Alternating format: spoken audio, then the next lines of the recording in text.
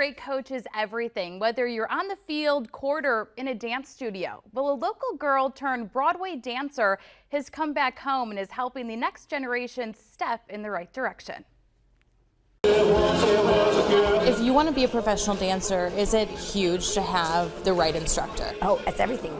I mean, in dance, because it's so physical, if you don't have the right instructor, you can injure your body.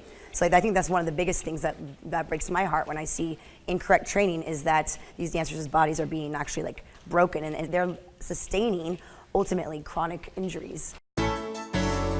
Jennifer Bologna knows a thing or two about dancing. For the past 14 years, she was living in New York as a professional dancer, working on Broadway. My favorite musical of all time, Wicked. You were a big part of that show. I was the dance captain for almost 2 years, both on Broadway and on tour, so both companies. Was that something you always wanted to do? Yeah, absolutely. It's what I set out to do when I moved to New York when I was 18. Went to college and then just pursued my career and my love for and passion for dance. Besides Wicked, what else have you been doing?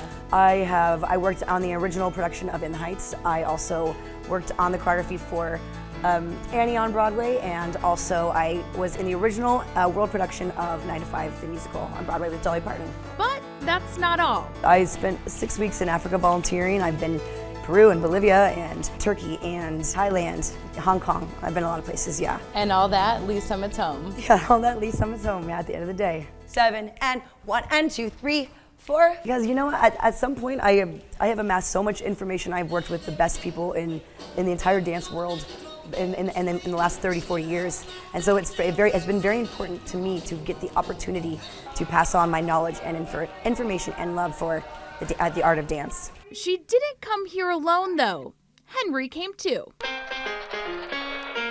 He's been with me everywhere. He's well traveled. He's been to Canada, and he's been to Mexico, and he's been to Denver and LA and Salt Lake City, and he's just a traveling dog. From Broadway to Lee Summit, here you are. That has to be a little bit of a adjustment, a life adjustment. How's that been going?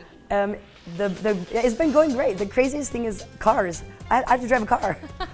And for the first 2 months, I was like, whoa, I'm driving. Honestly, that was the most interesting aspect of the change. Obviously, there's the culture change. Yeah. I would also say dining, because I get out of class, 8:30 or 9 p.m. I'm used to in New York City, when I get out of a show, there's a million restaurants open. Here it's McDonald's, Taco Bell, of course, Wendy's. So trying to adapt and trying to fit that into my schedule, which is quite busy, has been a challenge. Right now, Jennifer is working with pre-professional dancers who are in their competitive program. They range between the ages of 6 to 18 years old. I constantly have tears in my eyes when I watch her. I enjoy sitting back and watching her work. She is so passionate about those kids. She's a perfectionist. She teaches right into the placement of the hips, but I'm just so proud. Lift. Elbows high, elbows high.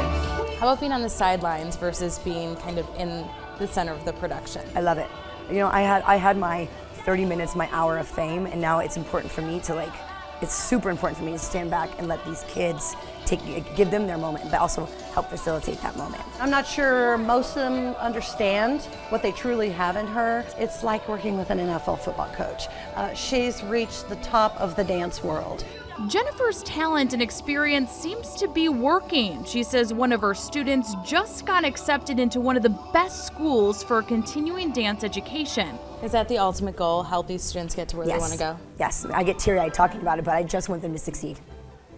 Love her. So nice, so humble. Now, while we were filming, the group was practicing for nationals. They ended up walking away with the highest score they have ever received at a national competition.